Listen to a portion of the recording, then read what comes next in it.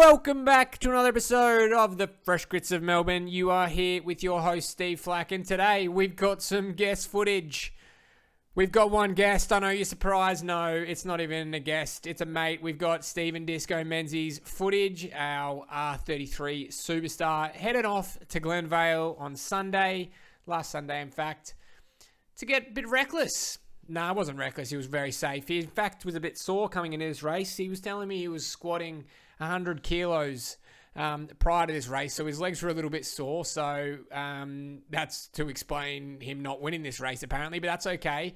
Few really important bits that I wanted to kind of pick up today that I've found interesting. You might not. That's fine.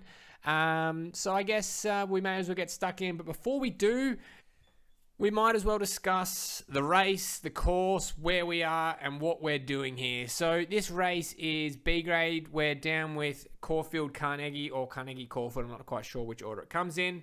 Down at Glenvale, who race on Sundays, kicking off around 8 o'clock-ish.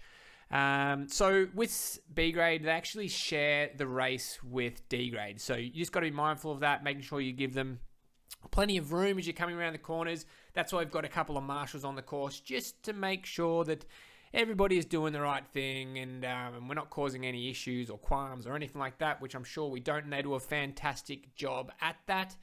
No teammate for Menzies today. He's out there solo, cause YOLO. So he's left to kind of do it all to himself. So without further ado, let's get stuck into some things that happened in this race, and I'll highlight little bits that I thought were quite interesting. So let's get stuck in. All right, so we're picking this up with 11 Ks to go and change, and the point of this one is I just wanted to talk a little bit around how important positioning can be. Just the little intricacies that you do throughout the race can in fact save you watts, which is going to save you energy, which you can use at the latter half of the race or if you want to launch a bit of an attack. So right now we've got Rob on the right-hand side in the pink KOS kit. And Mendy's having a bit of a hard time to find a wheel to sit in. So I'm assuming he's kind of a little bit out of position here. And often you can fight for wheels, or you can just turn to someone and say, hey man, do you mind if I jump in? Because more often than not, they'll say yes. Now, right now, Rob's gone to the right-hand side in his pink kit. Menzies decides to fade left. And effectively what he's done is boxed himself in. Rob has launched an attack down the right-hand side, and Menzies has left himself in no man's land of, and having to hope that someone else is going to shut down a wheel. Fortunately, they do, because no one's going to be letting an attack get past so late in the race. And effectively, he's lost himself, about 5 wheels there. So little things like that you can do, be mindful of throughout the race. In order to keep up at the front end of the bike race is really, really important, because now as you move further back down the field, you can see how strung out it is, how many gaps have opened up, and those gaps that have opened up could mean that you are now on the wrong side of a winning break. So making sure you're thinking about that at all times is that one less thing you're gonna have to do at the back end of the race. All right, so we picked this one up with about 5K just over left of racing, which is about equivalent to about just under 10 minutes of racing left. So here we are with the group all back together. And with this amount of time left, hopefully you're all recording it on your Garmin. You should be really thinking about staying at the front of this bike race. Already you can see there's been one person that's broken away and gone solo to try to get away from the group. And that's left the rest of the people struggling. So when you're at the back and you're kind of hoping that other people are going to close down gaps, that's going to only mean that it's up to them.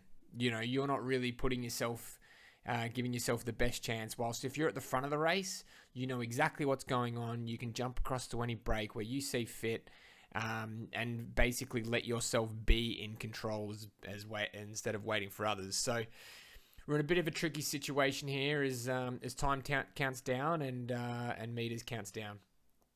We're coming into the main straight here. We're coming into a bit of a headwind now.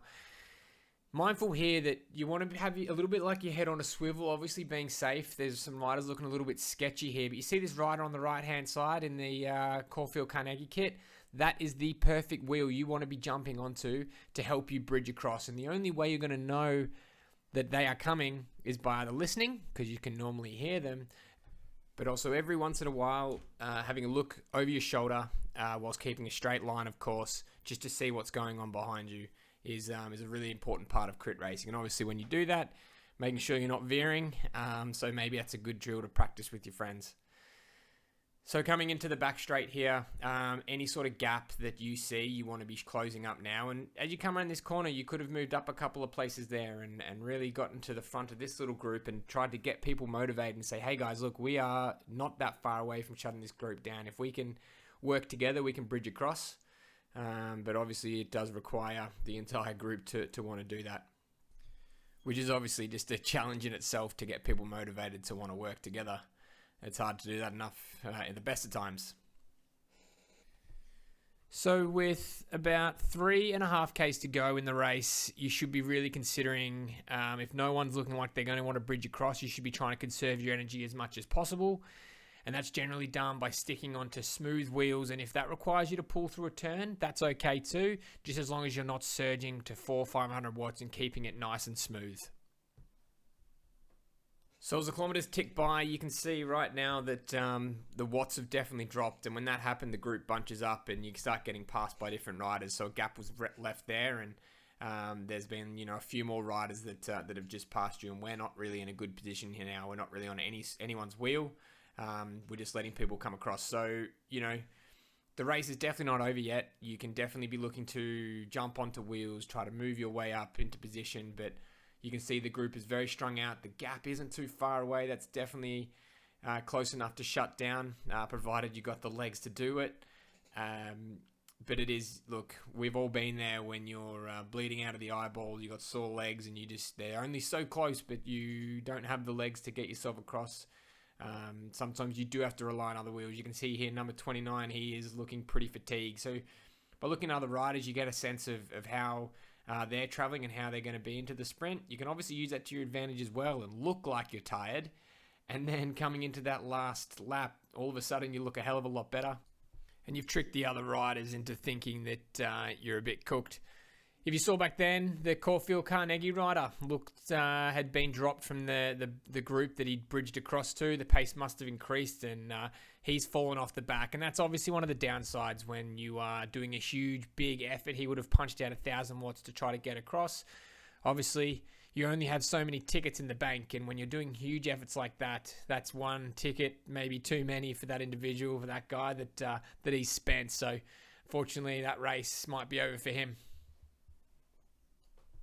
Anyway, we're going to skip into the final lap and we'll pick things up from there. All right, so we're coming into the bell lap now.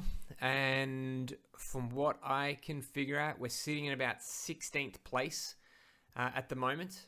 And with it being last lap, there is no more waiting. Now is when you need to spend all the matches, all the tickets, all the everything, all the watts, if you're going to win this race. Because look, to be honest, it's definitely not over yet. Like, we've seen breaks come back from this close, but if you are to be wanting to be a part of and standing on the podium at the end of the race, then you got to need to be at the least at the front of this group. So obviously being at the last lap, the pace is higher at 53, 54 kilometers an hour, and watts are really, really high too. So it's going to be a really, really hard work, but you've got nothing else to lose. It's like you're putting everything into this final lap. So you're going to have to eat wind. You're going to have to make yourself to the front in order to get to the front of the bike race.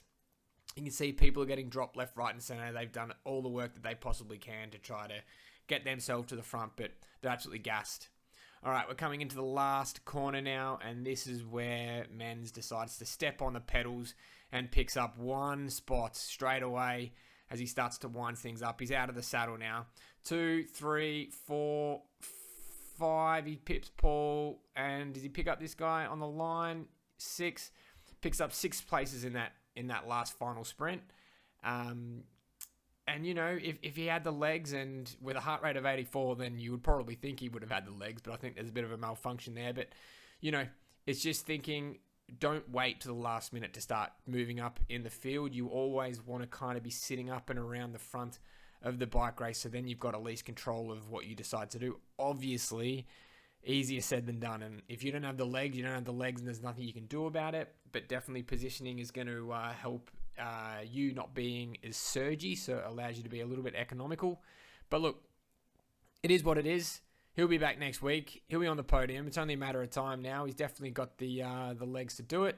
So hopefully you enjoyed this one. A little bit different. If you've got footage of your own, hit me up, because I'll be more than happy to have a look, and I promise it'll all be in good fun. But if you like the video, give it a like. If you see yourself, throw a comment in. If you like what I'm doing, subscribe, get around it. Happy days, and I'll see you all next week. Ciao.